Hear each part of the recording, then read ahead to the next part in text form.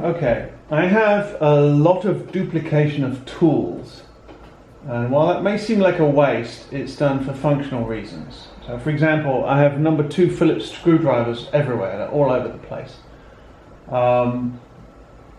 I have generic tool cases and boxes and stuff like that, but I also have definite purpose tool boxes. And this is one such. This is my grab and go electrical toolbox. The case itself is some form of US Special Forces radio tool maintenance box that's, I think, designed to be buried behind enemy lines for months at a time and recovered and used and put back, or something complicated. I looked it up once, Oklahoma Aerotronics or something like that, but it's just perfect.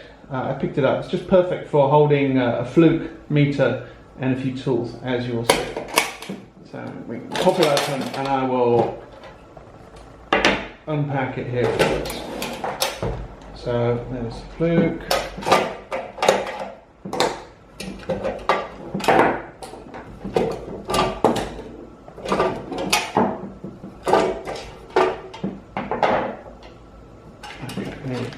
So this is what's in my grab and go electrical toolbox. Obviously I have a Fluke multimeter. It is a model 73 III.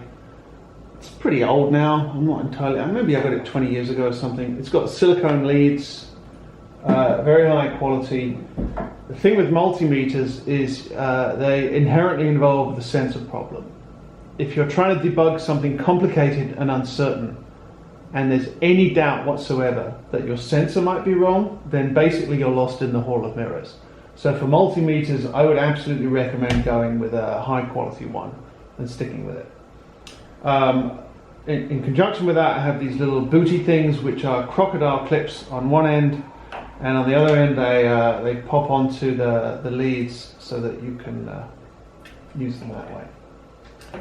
In addition, I have a little Plying AC detector, and you turn it on, and then you can brandish it. You can put it near wires. You can shove the little tip into the holes in sockets, do all kinds of stuff. And when you when that gets near AC voltage, it beeps and goes red. And in fact, when you wave it, it sometimes goes red because, of course, there is voltage nearby, but just not that nearby.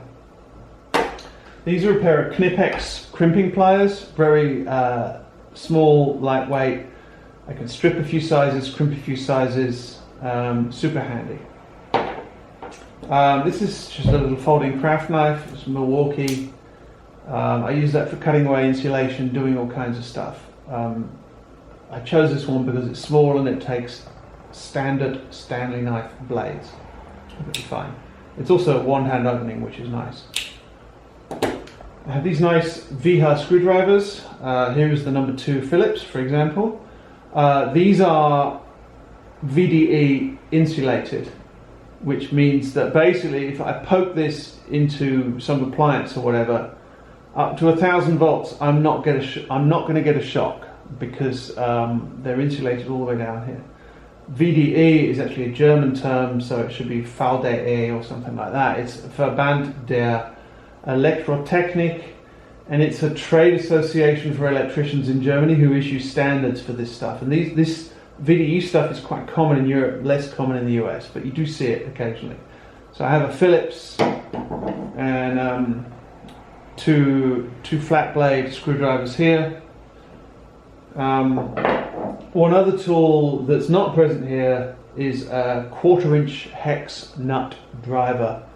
I have one, but it's not in the box right now.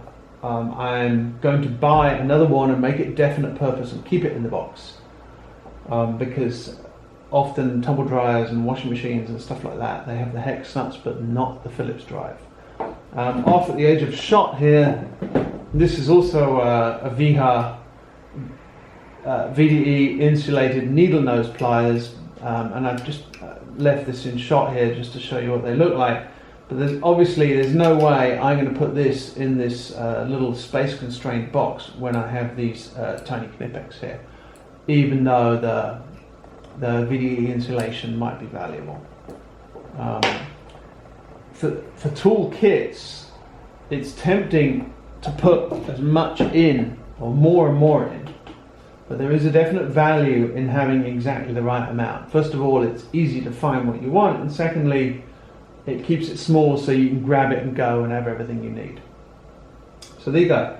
This is my little go-to electrical toolbox. Here's my Mega Boss. Slurp. And there we go.